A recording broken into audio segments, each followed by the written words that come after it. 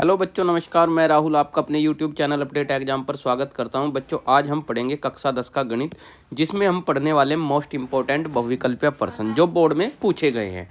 तो चलिए करते हैं शुरू। आपका समय ज़्यादा नहीं लेंगे हम। बोर्ड एग्जाम आपका कल है, तो आप सभी को परीक्षा की हार्दिक शुभकामनाएं और बेस्ट ऑफ लक। अच्छे से पेपर करके आना है। तो चलिए, पहला क्वेश्चन है द्विघात समीकरण 3x² - 6x + 4 = 0 का विविक्तर है। तो विविक्तर को देखिए कैसे करेंगे। तो d बराबर क्या होगा, b² - 4ac, b² - 4ac। b की वैल्यू कितनी है भाई, b की वैल्यू यहाँ पे -6 है, तो -6 का स्क्वायर माइनस 4a। ये देखिए a की वैल्यू यहाँ से 3 आएगी, 3 तो 3 लिखेंगे, गुणा c की वैल्यू कितनी है भैया, 4 है प्लस का। तो करिए, 6 का वर्ग 36, ठीक है भाई, माइनस का प्लस हो जाएगा, स्क्वायर करेंगे तो 4 तिया 12, 12 चौक 48, ठीक है भाई। ये गुणा कर दिया हमने, तो 48 में से 36 घटाएंगे, माइनस का 12 बचेगा। तो इसका जो डी ऑप्शन है बिल्कुल करेक्ट है। चलिए अब दूसरा देखिए क्वेश्चन। यदि समीकरण 3x + 2y = 6 तथा y = 0 का एक हल होगा। देखिए y का मान तो 0 किस किस में ऑप्शन में, इसमें है और इसमें तो नहीं। देखिए y का मान 0 तो नहीं है, इसे छोड़ देंगे, ये ऑप्शन नहीं होने का, ये नहीं होने का, और ये हो सकता है या ये हो सकता है। अब देखिए ये y = 0 जो दिया है, इस समीकरण में रख दो यहाँ y की जगह। तो जैसे ही आप y की जगह 0 रखोगे तो ये तो हो जाएगा 0। तो 3x = 6 बचेगा भाई, और 3 दूनी क्या आ जाएगा, 6 आ जाएगा। तो x का मान आया 2। x का मान बच्चों पहले लिखा गया है, तो 2 देख लो, और इस वाले ऑप्शन में, तो इसका ए ऑप्शन जो है वो बिल्कुल करेक्ट है भाई, ठीक है। इसका ए ऑप्शन बिल्कुल करेक्ट है। अब आगे देखिए, आप आगे देखिए तो यहाँ पे देखिए, यदि बिंदु a -4 2 और b 5 6 को जोड़ने वाले रेखाखंड का मध्य बिंदु c a/8x है, तो a का मान ज्ञात कीजिए। तो a का मान देखिए, पहले तो सूत्र समझ लो आप क्या होता है। दो बिंदु दे दिए x1 और y1, ये कोऑर्डिनेट दे दिए, और इसके दिए x2 y2। मध्य बिंदु क्या हो जाएगा, मान लीजिए मध्य बिंदु यहाँ है, तो मध्य बिंदु ये आपका मैंने p मान लिया, x y, ठीक है। तो x की वैल्यू क्या हो जाएगी, x बराबर हो जाएगा x1, ठीक है भाई। एक बार दोबारा से देखिए, तो x बराबर, तो इस x के बराबर, ठीक है भाई। x बराबर क्या होगा, x1 + के x2 बटे 2, y1 + के y2 बटे 2। ये मध्य बिंदु का सूत्र होता है। ये जो पहली वैल्यू है ये वाली, ये तो x के बराबर होती है और ये y के बराबर होती है। चलिए करते हैं आप क्वेश्चन को। देखिए क्वेश्चन कैसे करेंगे। a जो दिया, a 4 - के 2 दिया, b क्या दिया 5 6। तो पहला जोड़ लो x का, और x का मान यहाँ से ठहलो, तो कितना आ जाएगा, -4 + के 5 बटा 2 बराबर किस क्या होगा, x के। ये x की वैल्यू कितनी दे दी, a/8 दे दी। 5 में तो 4 को घटाओगे, कितना बचेगा, -1/2 बराबर a/8। तो 8 की गुणा 1 में कर दो, 8 की गुणा a बराबर क्या आ जाएगा, 8/2, 2 चौक 8। तो a बराबर आया -4। तो -4 कौन से ऑप्शन में बन रहा भाई, सी ऑप्शन में बन रहा। तो सी ऑप्शन इसका बिल्कुल करेक्ट है, ठीक है भाई, सी ऑप्शन इसका बिल्कुल करेक्ट है। तो चलिए आगे देखिए नेक्स्ट क्वेश्चन। अब देखिए बच्चों, ये क्वेश्चन दिया आपसे, त्रिभुज ABC में AB 6√3 दिया, AC 12 दिया, BC 6 दिया, और कोण B का मान पूछ लिया। तो कोण B का मान जो है यहाँ पे देखो, ये ट्रिपलेट बनना, 6√3 12 और 6। तो जब ट्रिपलेट बन जा तो वहाँ पाइथागोरस प्रमेय लग जा, और पाइथागोरस प्रमेय जिस त्रिभुज में लग जा वो त्रिभुज हो जा समकोण। इसका मतलब B जो होगा 90 डिग्री का होगा। चाहे आप करके भी देख लीजिए, मैंने ये कोण, ये त्रिभुज बना दिया भाई, ठीक है भाई। मान लीजिए ये कोण है AB और C, ये त्रिभुज है। देखो करके भी दिखा रहा, पाइथागोरस प्रमेय प्रूफ करके दिखाऊंगे इसमें। AB कितना दिया आपसे, 6√3 दिया भाई, और BC कितना, AC कितना दिया भाई, 12 दिया, और BC कितना दिया, 6 दिया। तो सबसे बड़ी भुजा ये AC होगी, यानी कि कर्ण का स्क्वायर, कर्ण कितना 12 का स्क्वायर बराबर लंब का स्क्वायर। लंब कितना भाई इसमें, लंब मान लीजिए ये है 6√3 का स्क्वायर, प्लस क्या होगा भाई, आधार का स्क्वायर। आधार क्या है, 6 का वर्ग, 12 का वर्ग 144 हो जाएगा भाई, फिर बराबर 6 का वर्ग 36 गुणा 3 बराबर प्लस के 36, और ये जुड़ का कितना आ जाएगा भाई, 144 ही आ जाएगा। तो जब दोनों साइड बराबर होगी, इसका मतलब पाइथागोरस प्रमेय को फॉलो कर रहा, और जब पाइथागोरस प्रमेय को फॉलो कर रहा है, इसका मतलब बी कोण क्या हो जाएगा, बी जो सबसे बड़ी भुजा हो रहा है उसके सामने का कोण क्या हो रहा है, 90 डिग्री का कोण हो रहा है समकोण त्रिभुज में। तो चलिए नेक्स्ट क्वेश्चन करते हैं। अब देखिए ये इसका ए ऑप्शन सही हो जाएगा बच्चों, ए ऑप्शन, ठीक है। तो नेक्स्ट क्वेश्चन करते हैं। तो देखिए अब आगे देखिए नेक्स्ट क्वेश्चन में क्या है भाई। नेक्स्ट क्वेश्चन देखिए, वह बड़ी से बड़ी संख्या जिससे 125 और 70 को विभाजित करने पर शेषफल क्रम से 8 और 5 प्राप्त होता है। तो होगी। तो देखिए जब मैं 15 से भाग दूंगा शेषफल क्या बचना चाहिए 8 और 5, 15 से भाग दो 15 सत्ते 105, 15 अट्ठे 120, तो यहाँ तो 5 बचा भाई शेष, तो 15 तो होने का नहीं, छोड़ दो। 13 था भाग दो 13 ही कम 13, 13 निम्न 117, ऊपर कितने बच गए, जब 125 को मैं 13 से भाग दूंगा तो ऊपर बचेंगे 8, यानी कि शेष 8 बच गया। जब 13 से 70 को भाग दूंगा तो शेष बचेगा 5, तो दोनों बात पूरी होगी। 13 पंजे 65, ऊपर 5 बचा, तो इसका मतलब इसका जो है बी ऑप्शन करेक्ट हो गया। अगला क्वेश्चन देखो भाई, अगला क्वेश्चन, यदि एक्स स्क्वायर प्लस के एक्स माइनस के 6 बराबर 0 का एक मूल माइनस के 2 है तो के का मान होगा। तो एक मूल -2 दे दिया, इसका मतलब जो मूल होया कर है वो किसके बराबर होया कर है, एक्स के बराबर होया कर है।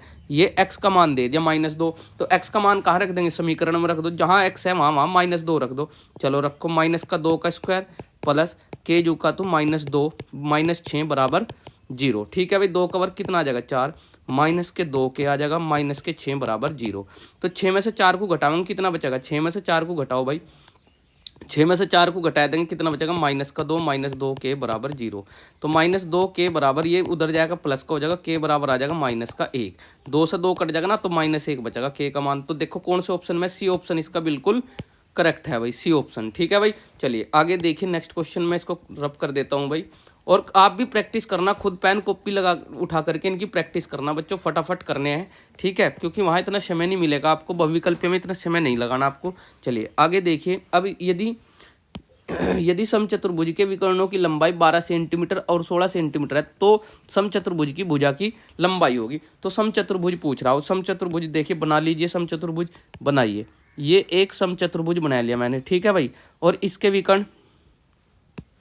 विकर्ण देखिए, ये विकर्ण बन गया, ये दूसरा विकर्ण। अब इसके विकर्णों की लंबाई दे रखी, ठीक है भाई, विकर्णों की लंबाई कितनी दी उसने, देखिए विकर्णों की लंबाई पहले विकर्ण की दी 12 सेंटीमीटर। मैं इसे क्या करके लिख लूँगा, विकर्णों को 12 को 2 हिस्सों में तोड़ लूँ, 6 और ये भी 6, ये यहाँ से यहाँ तक की टोटल कितनी हो जाएगी, 12 हो जाएगी। ठीक है भाई, 6 करके लिख लिया मैंने, और दूसरी इसे 8 और इसे भी 8, टोटल कितनी हो जाएगी, या 16 हो जाएगी। अब जो समचतुर्भुज के विकर्ण होया करे एक दूसरे पर परपेंडिकुलर होया करे, ठीक है, जब परपेंडिकुलर होया करे इसका मतलब क्या होगा भाई, इसका मतलब ये एक समकोण त्रिभुज बन गया। कौन सा त्रिभुज, समकोण त्रिभुज बन गया, कौन से वाला, ए यहाँ से यहाँ तक का समकोण मान लो, और भुजा निकल जाएगी समचतुर्भुज की। ठीक है भाई, समचतुर्भुज मतलब चारों भुजाएं जिसकी बराबर हो।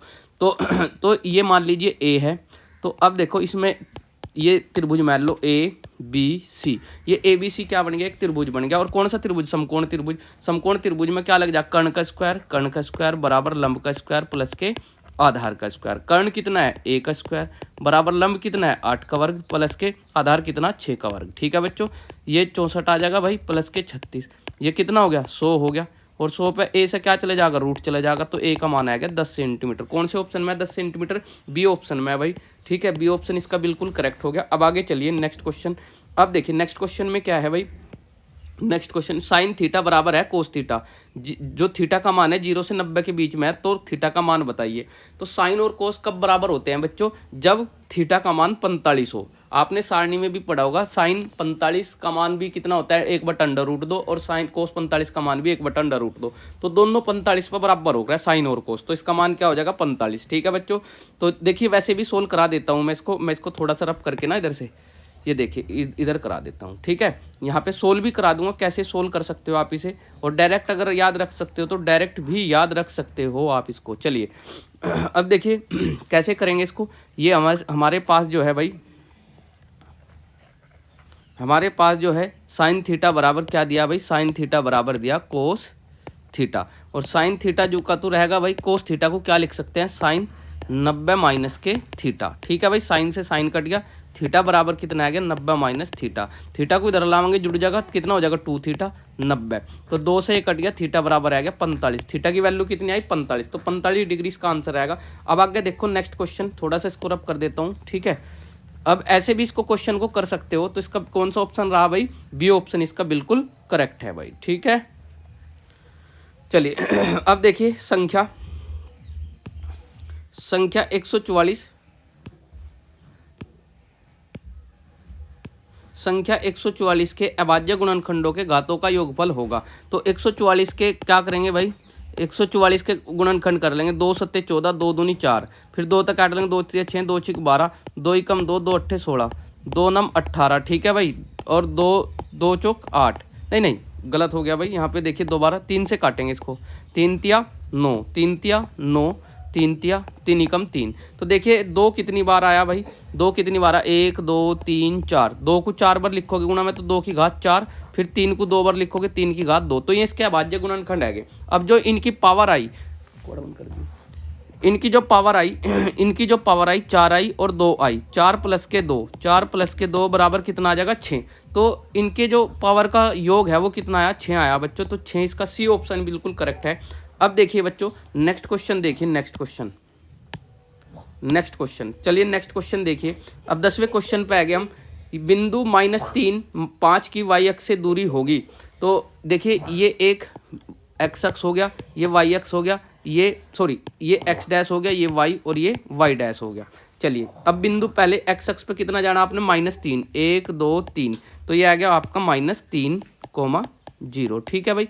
दूसरा क्या है 5, 1 2 3 4 5, तो ये 5 0, 5, तो इसे इधर बढ़ा देंगे भाई और इसे इधर बढ़ा देंगे, तो ये यहाँ से जहाँ आपस में मिलेंगे वहीं कौन सा बिंदु आ जाएगा, -3, 5। अब उसने कहा वाई अक्ष से दूरी, वाई अक्ष से दूरी बिंदु की, ये वाई अक्ष है देखो यहाँ पे, तो वाई अक्ष से ये दूरी बन रही और ये किसके बराबर है, इसके बराबर है।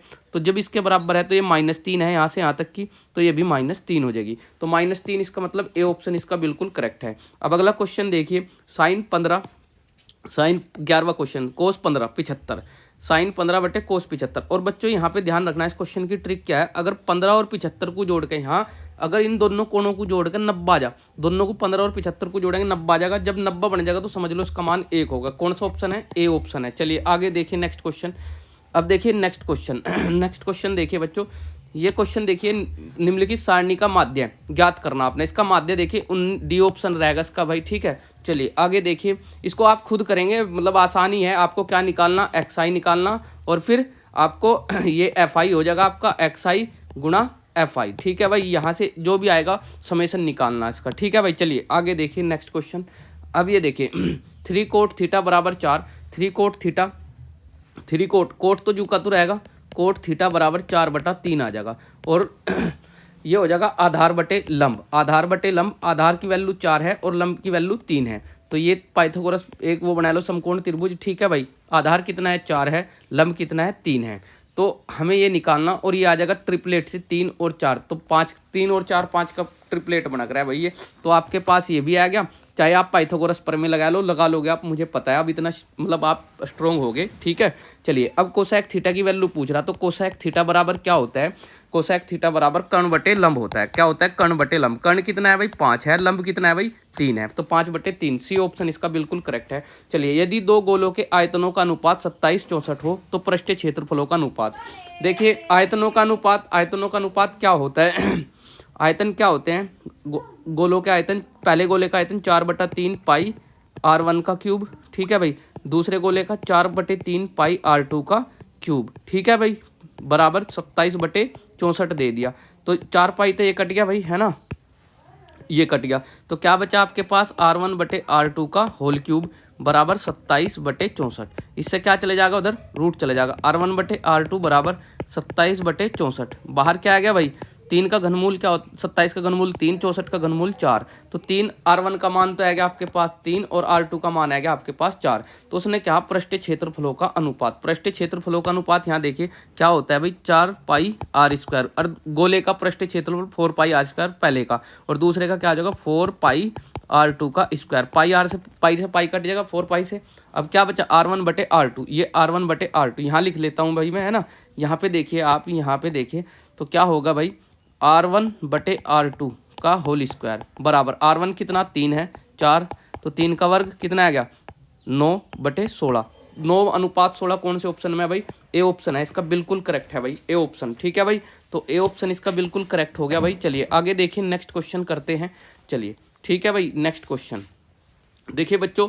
अब अगला क्वेश्चन है, यदि बहुलक तथा माध्य क्रम से 45 तथा 27 है तो माध्यिका ज्ञात कीजिए। इसके लिए फॉर्मूला याद रखेंगे, 3 माध्यिका बराबर क्या होता है बच्चों, 2 माध्य प्लस के बहुलक। तो भाई देखिए 2 माध्य कितना दिया, माध्य देखिए बहुलक तो उसने 45 दे दिया और माध्य दिया 27, 27 प्लस के 45। अब ये जुड़ का 27 दूनी 54 प्लस के 45 कितना आ जाएगा भाई, जुड़ का 54 और 45 कितना आ गया, 54 और 45 जुड़ का आया 9 और 9 33 आ गया। तो 3 माध्य का बराबर कितना आ गया, ये 3 कहाँ चले जाएगा बटे में, और ये 3 से ये 99 कट जाएगा, कितना आ जाएगा 3 3 9 3 3 9 33 आएगा माध्य का मान। तो बी ऑप्शन इसका बिल्कुल करेक्ट है। आगे देखिए नेक्स्ट क्वेश्चन, नेक्स्ट क्वेश्चन देखिए। अब देखिए इसका यह समीकरण x² माइनस 2x प्लस के 1 बराबर 0 के मूल होंगे। आप चाहे तो इसके गुणनखंड कर लो, लेकिन डायरेक्ट ही यहाँ पे इसका फॉर्मूला बनना है x-1 का होल स्क्वायर बराबर 0 जो की, तो चाहे आप इसे खोल लोगे ना वापस यही समीकरण आ जाएगी जो दे रखी। ठीक है, तो इसको ऐसे लिख सकते हैं भाई। चलिए x-1 का होल स्क्वायर तो इधर 0 चली रूट चले जाएगा, तो ये बच गया आपका 1 बराबर 0, तो x बराबर 1, घात 2 है तो 2 बार 1 लिख दो, x के मान 1 1 आवेंगे। ए ऑप्शन बिल्कुल करेक्ट है। चलिए अब 17वां क्वेश्चन, यदि 7 13 20 17 3x का समांतर माध्य 18 है तो x का मान बताओ। तो इन्हें जोड़ लो भाई, माध्य x बार बराबर क्या होता है, योग बटे संख्या, कुल योग बटे संख्या। ठीक है, ये फॉर्मूला ध्यान रखना समांतर माध्य का, बराबर क्या हो जाएगा भाई, कुल योग, इनका सबका योग कर दो, 13 और 7 20, 20 और 20 40, 40 और 17 कितने हो गए, 40 और 17 57 प्लस के 3x 57 प्लस के 3x बटे संख्या कितनी 1 2 3 4 5 है भाई, और समांतर माध्य कितना 18 बराबर 57 प्लस के 3x बटे 5। तो 18 पंजे इसकी गुणा यहाँ कर देंगे, 18 पंजे 90 हो जाएगा भाई, बराबर 57 प्लस के 3x। अब 57 में से 90 घटावांगे, 57 बराबर 3x, कितना बच गया भाई 3, 33 ही बचेगा भाई, 3x आ जाएगा, 3 से 3 कटेगा 11 आ गया x का मान 11 है। सी ऑप्शन इसका बिल्कुल करेक्ट है भाई, ये सी ऑप्शन 11 आया इसका आंसर। चलिए आगे देखिए, अब नेक्स्ट क्वेश्चन में इसको थोड़ा सा रब कर देता हूँ भाई, क्योंकि स्पेस की जरूरत पड़ेगी। अब देखिए यहाँ पे ये क्वेश्चन है भाई, ये क्वेश्चन है नेक्स्ट क्वेश्चन देखिए, 3 समीकरण 3 बटे x माइनस के 2x 2 बराबर 2 बटे x। तो यहाँ इसके बटे में क्या मान लेंगे भाई, हम इसके बटे में क्या मान लेंगे, 1 मान लेंगे, और एलसीएम क्या आ जाएगा हमारा x आ जाएगा, यहाँ लिख रहा भाई मैं x आ गया, तो ऊपर क्या बन गया 3 माइनस के इसकी गुणा यहाँ कर देंगे 2x²। ठीक है भाई, बराबर 2 बटा x तो x कट गया, तो 3 माइनस के 2x² बराबर क्या बच गया 2, तो माइनस के 2x², 2 माइनस के 3, तो 2x² बराबर माइनस का 1, तो माइनस था माइनस कट गया, x² बराबर 1/2। तो इससे क्या चला जाएगा, रूट चला जाएगा, प्लस माइनस का 1/√2 आ जाएगा, अर्थात 1/√2 आ गया भाई प्लस माइनस में। कौन सा ऑप्शन बन रहा भाई इसका, ए ऑप्शन बिल्कुल इसका करेक्ट है। चलिए आगे देखिए नेक्स्ट क्वेश्चन देखिए, नेक्स्ट क्वेश्चन इंपॉर्टेंट क्वेश्चन है, ये भी कई बार पूछा गया भाई। यदि 2 समरूप त्रिभुजों की भुजाएं के अनुपात में है तो त्रिभुजों के क्षेत्रफलों का अनुपात। पहले त्रिभुज का क्षेत्रफल देखिए क्या होता है भाई, भुजाओं में दे रखा भाई, समरूप त्रिभुजों में है ना, पहले त्रिभुज का क्षेत्रफल मान लीजिए Δ1 है, दूसरे त्रिभुज का क्षेत्रफल Δ2 है, बराबर क्या होगा अनुपात, पहले त्रिभुज की भुजा का स्क्वायर दूसरे त्रिभुज की भुजा का। तो आपके पास भुजाओं में अनुपात कितना दिया, ये a1 का मान दिया और ये a2 का मान दिया। ठीक है भाई, तो Δ1 बटे Δ2 बराबर a1 कितना भाई 4 है, a2 कितना 7 है का स्क्वायर, तो कितना आ जाएगा भाई 4 का वर्ग 16 बटे 49 बटे 16 बटे 49 कौन से ऑप्शन में, बी ऑप्शन में। तो बी ऑप्शन इसका बिल्कुल करेक्ट है। यदि एक वर्त का क्षेत्रफल तथा परिमाप संख्यात्मक रूप से समान है तो उस वर्त की त्रिज्या ज्ञात कीजिए। देखिए वर्त का क्षेत्रफल क्या होया करे πr², और वर्त का परिमाप का मतलब परिधि बराबर दी, दोनों बराबर दी 2π हो रहा है वर्त की परिधि, पाई तो पाई कट गया भाई, और r² बराबर r 2r, इस आर ते एक आर कट गया, तो आर बराबर आएगा 2 मात्रक। तो 2 मात्रक कौन से में, डी ऑप्शन इसका बिल्कुल करेक्ट है। देखो बच्चों हमने 20 क्वेश्चन अच्छे से कंप्लीट कर लिया है। यदि कोई भी क्वेश्चन आपकी समझ नहीं आता है तो आप मुझे कमेंट बॉक्स में लिख सकते हैं। तो मिलते हैं नेक्स्ट वीडियो में। जय हिंद जय भारत।